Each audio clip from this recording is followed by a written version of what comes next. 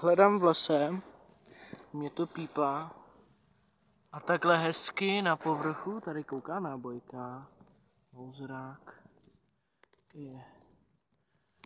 A chybí kulka, zápalka dole, je roztržený, ten musel bouchnout, když odlítal. Nový místo, tady je poměrně dost nábojek a tamhle si myslím, je tam vidět takovej, tady nad mým nechtem, tak tam si myslím, že byla trhací jáma, tady je takový sraz.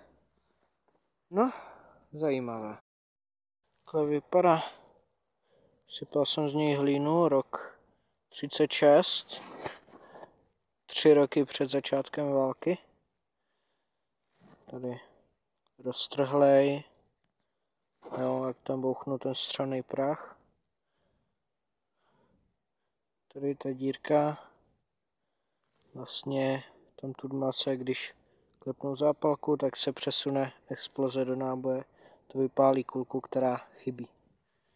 Hezký.